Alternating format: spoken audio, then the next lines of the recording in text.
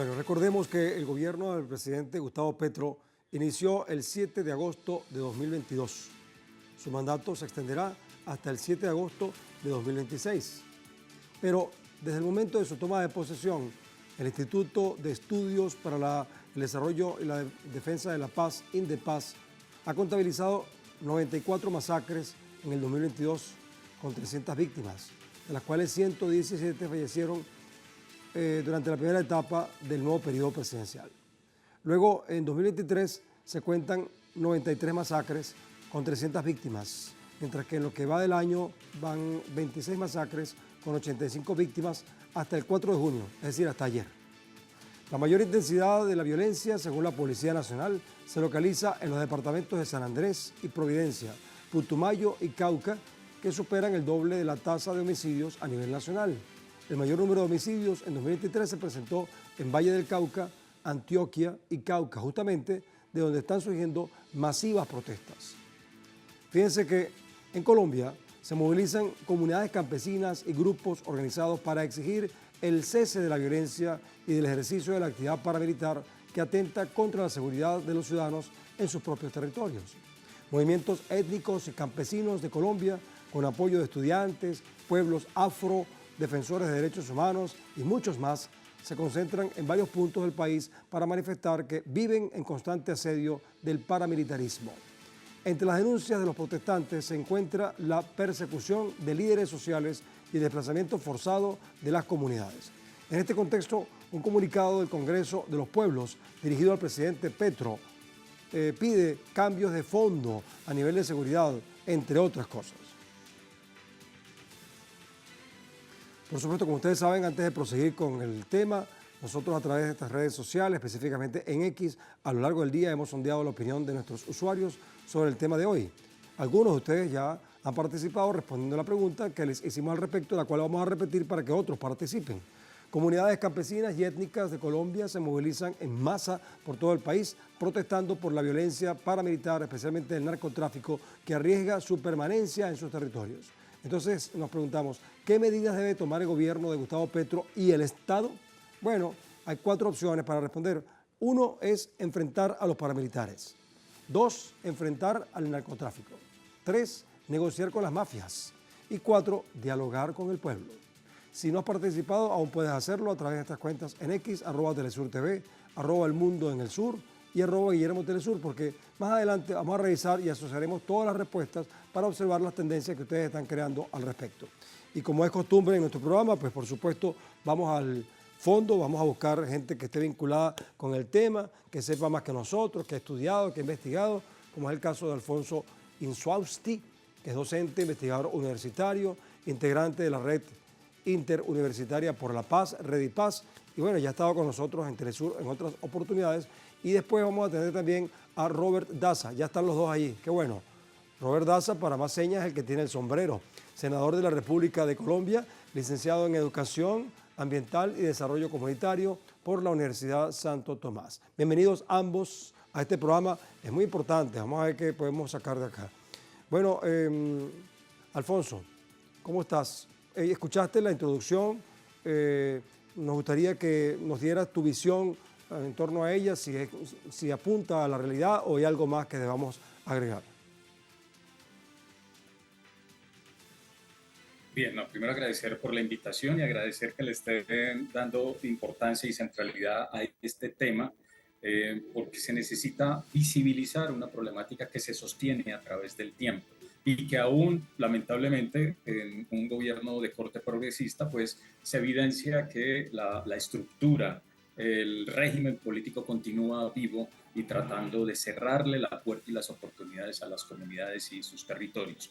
Hacer énfasis en que el paramilitarismo necesariamente está asociado a un tipo de violencia específico y es la destrucción de la capacidad organizativa y la autonomía de las comunidades en sus territorios, la capacidad de ser gobierno en sus territorios y de poder generar sus propias lógicas, no solo organizativas, sino también sus tejidos económicos y sus planes de vida. Eso es lo que ataca el paramilitarismo, porque se centra en territorios que son estratégicos por su capacidad de producción extractiva.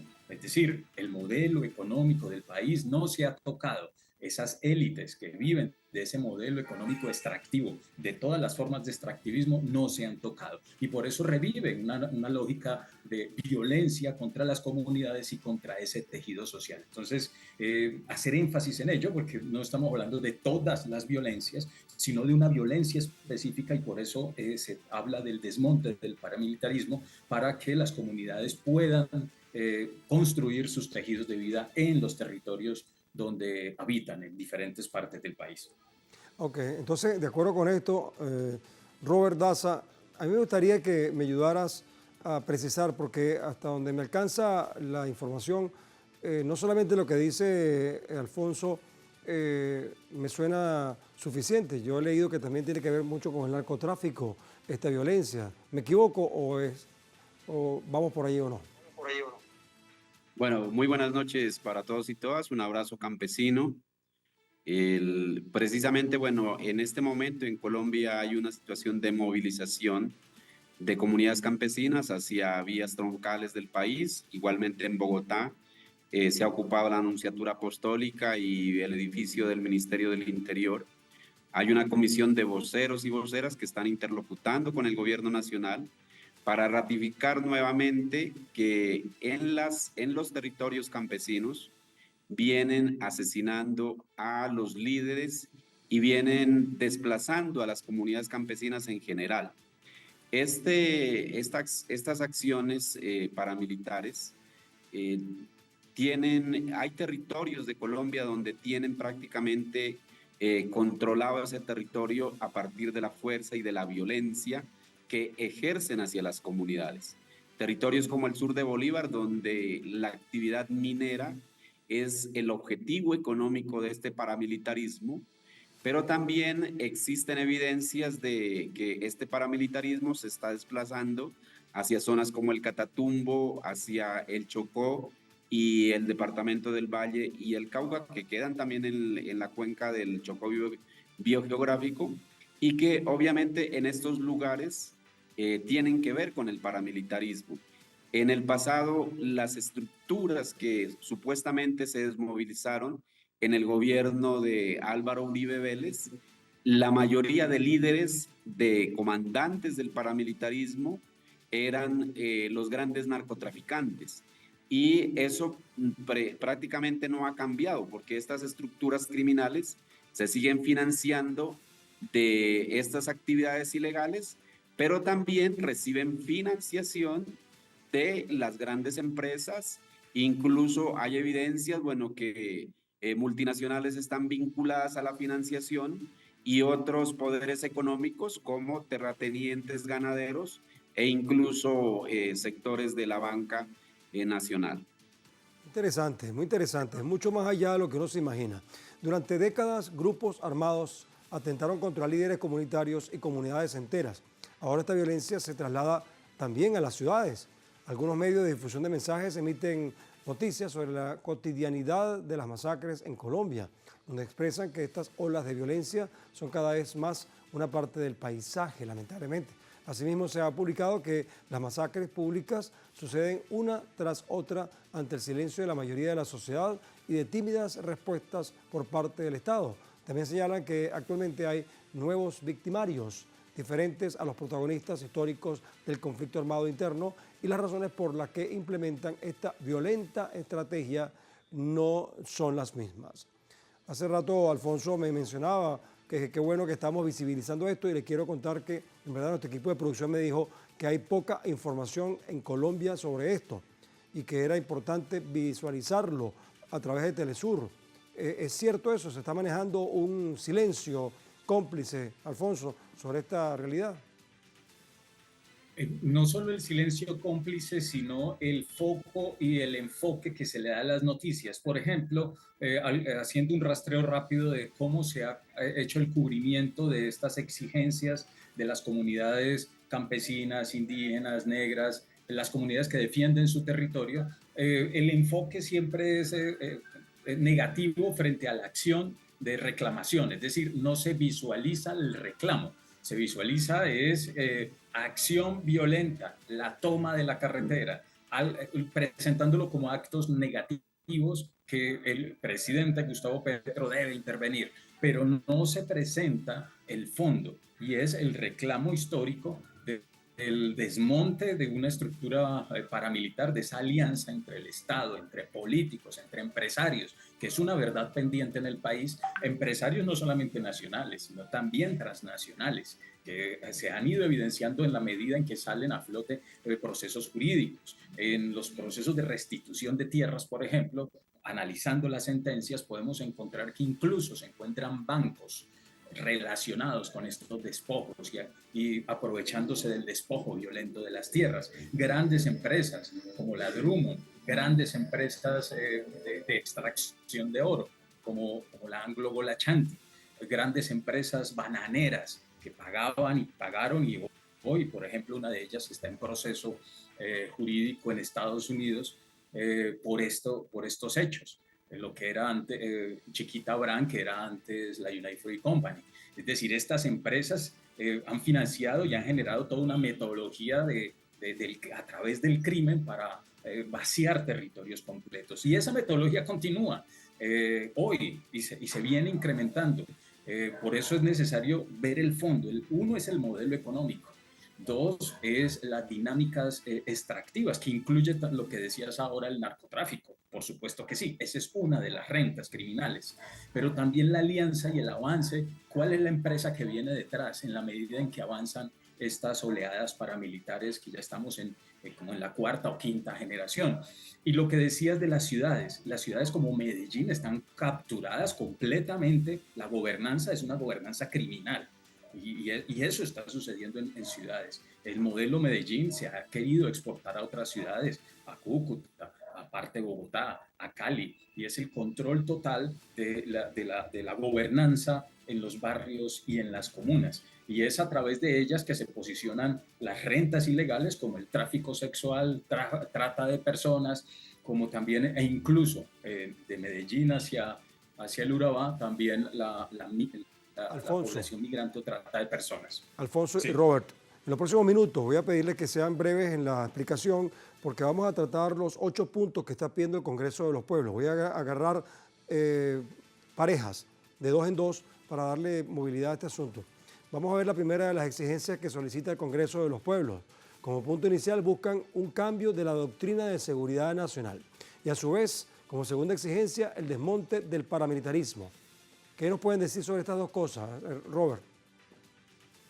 Yo creo que intrínsecamente el paramilitarismo responde a esta doctrina del enemigo interno, ¿no? Que no únicamente está en el paramilitarismo, sino en la fuerza pública, en las Fuerzas Armadas. Esa doctrina de formación de los militares en Colombia tiene que cambiar hacia una doctrina que proteja los derechos humanos, proteja a las comunidades y que no se ponga única y exclusivamente del lado de los poderes económicos y de las grandes élites de la política, sino del lado del pueblo que reclama por sus necesidades que no han sido resueltas a través de la historia y que necesitan tener una garantía para movilizarse y exigir que sus derechos sean atendidos. O sea, pareciera entonces que hay que inyectarle ideología a las fuerzas militares de seguridad, pero bueno, no me lo respondas ahorita. Vamos a hablar del caso de los cambios de doctrina, ya tenemos eso claro, ¿no? Ahora, vamos a revisar las exigencias del Congreso de los Pueblos en otro aspecto. El tercer apartado establece mecanismos urgentes de protección y autoprotección para la defensa de la vida y permanencia en los territorios.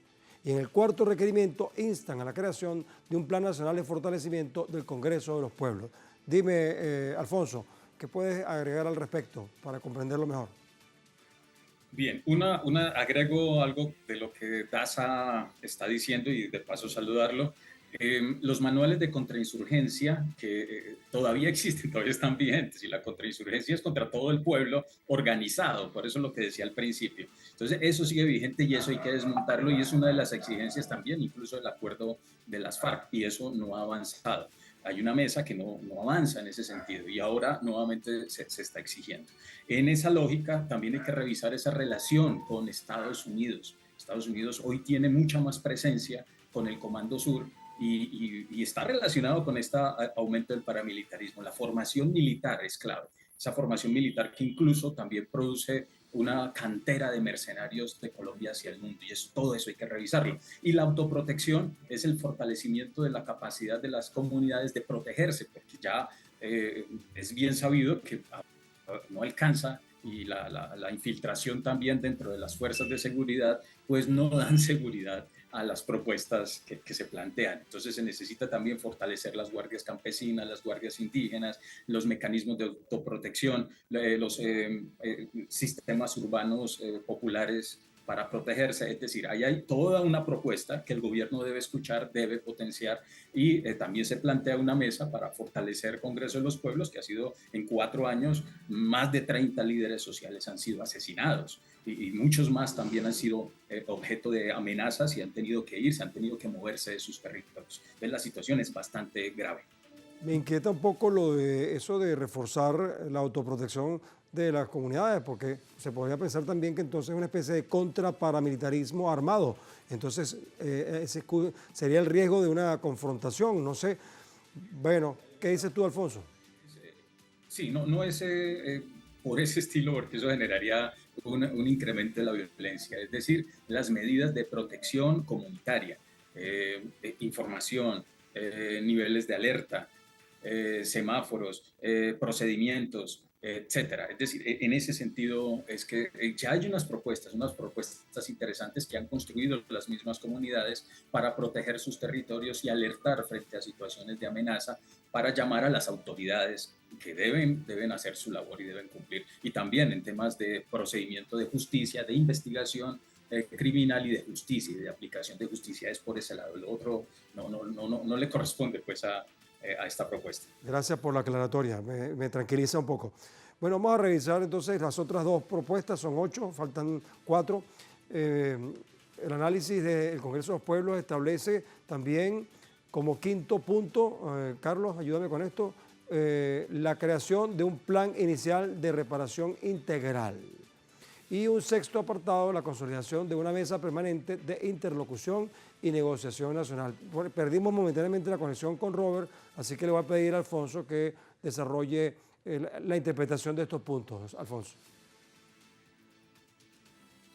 Sí, hay que recordar que estos reclamos no son nuevos, e incluso se han presentado ya movilizaciones.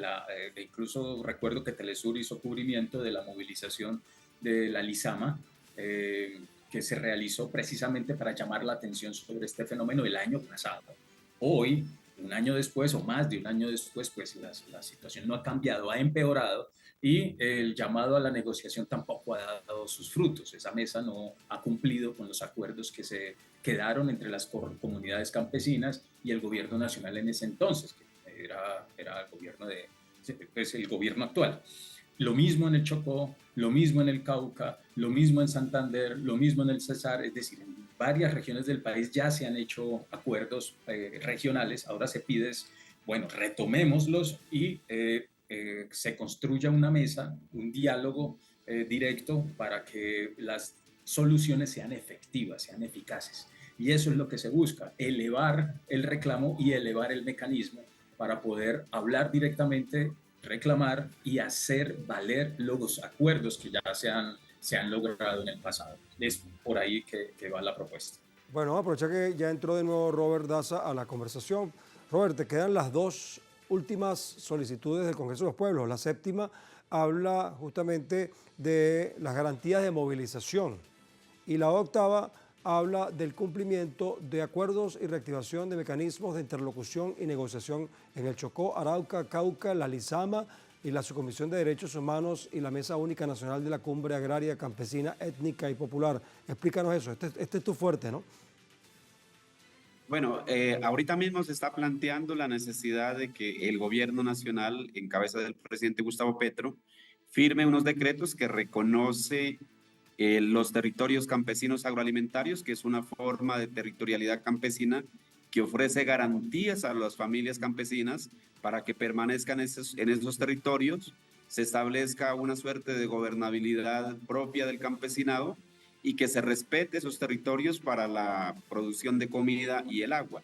Y el otro decreto que se está pidiendo que se firme por parte del presidente Petro es un decreto que está en el Plan Nacional de Desarrollo que se llama la Comisión Mixta, que es una interlocución de organizaciones campesinas nacionales directamente con el gobierno nacional para efectos de proyectos, programas y de presupuesto de inversión para cerrar esa brecha que existe en Colombia de la falta de inversión social en los sectores rurales y específicamente con las comunidades campesinas.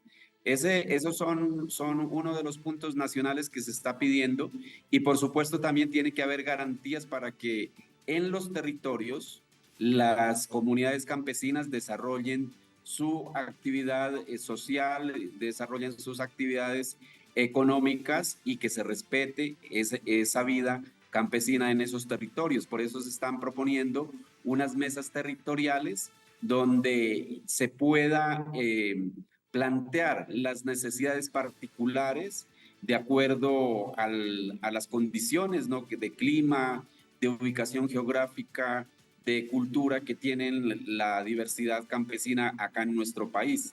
Aspiramos pues a que esto sea uno de los resultados que se logre con esta movilización, con estos refugios humanitarios y que pues por supuesto se garantice la vida y la permanencia en los territorios por parte del gobierno nacional en este momento pues que está al frente del Estado colombiano. Voy a hacer una pregunta a ambos, a manera casi de conclusión, porque al principio se pensaba que Gustavo Petro, como viene de la izquierda, no sabemos si todavía sienten ustedes que permanece en ese ámbito ideológico, la transformación del país iba a orientarse pues a desmontar estructuras capitalistas, entre esas el narcotráfico y esta cantidad de cosas que ustedes mencionan que hay en el grupo de terratenientes y demás. Entonces, mi pregunta en concreto es, ¿cuándo pudiera Colombia salir de este clima de violencia permaneciendo en el esquema capitalista donde los Estados Unidos están allí con instalaciones militares? Es decir, no lo veo muy claro, ¿no? Porque creo que hay un enclave capitalista con una fuerza armada norteamericana en Colombia que no permite, bueno, que Colombia se desarrolle de manera soberana, independiente y con un proceso de transformación sociopolítico, revolucionario, diríamos, ¿no? No sé qué piensa Alfonso. Sí, aquí nos estamos encontrando de manera directa con lo que llamamos el régimen político.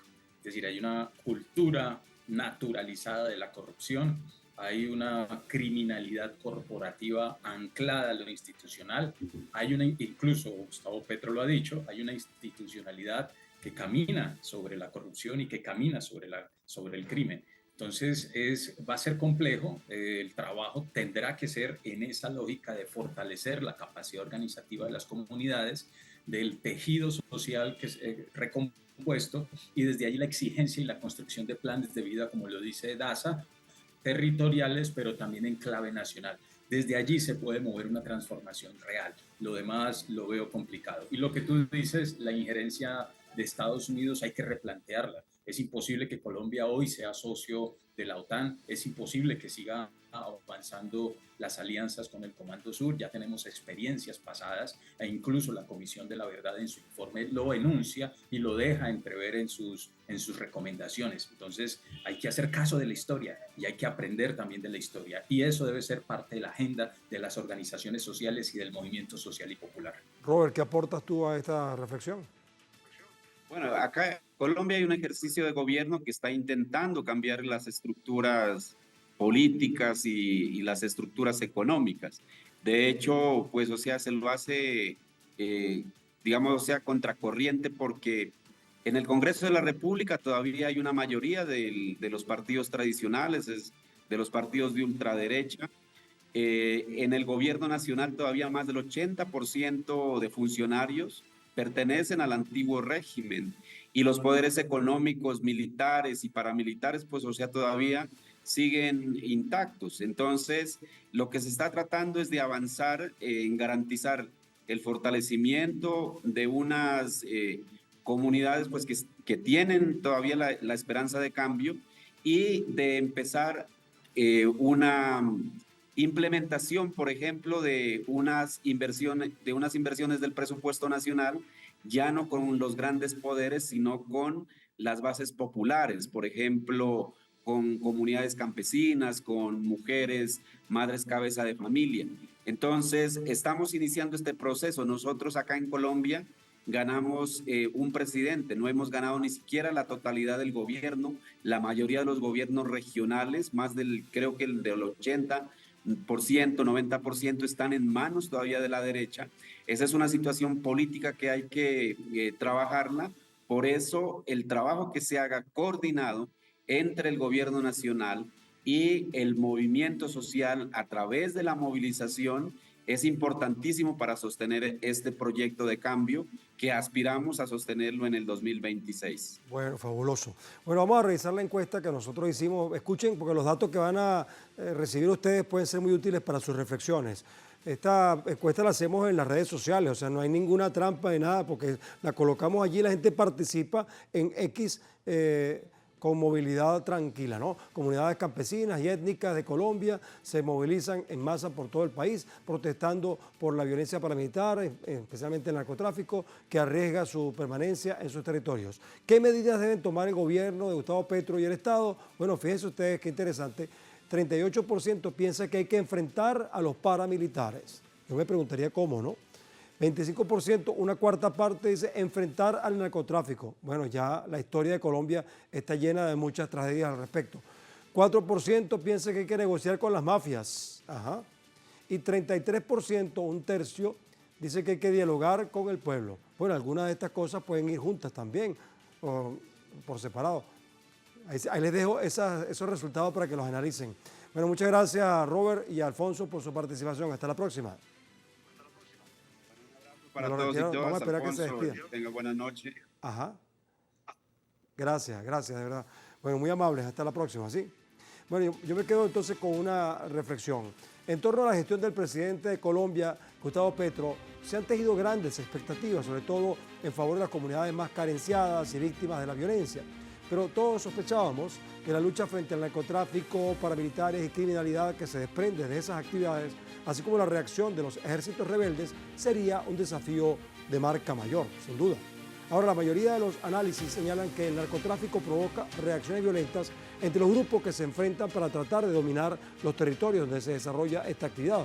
Y aquí vemos que también otros grupos también con otros intereses, por lo que la existencia de paramilitares en Colombia es consecuencia natural de este y otros negocios en el que participan también militares, agroempresarios, élites económicas, comerciales, financieras y políticas de Colombia y de otros países como México y sobre todo de Estados Unidos.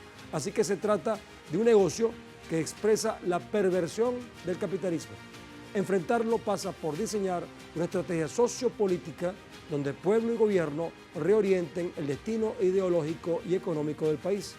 Una labor demasiado difícil, pero que mientras más tarde se haga, luce más complicada para lograr cambios en el mundo desde el sur.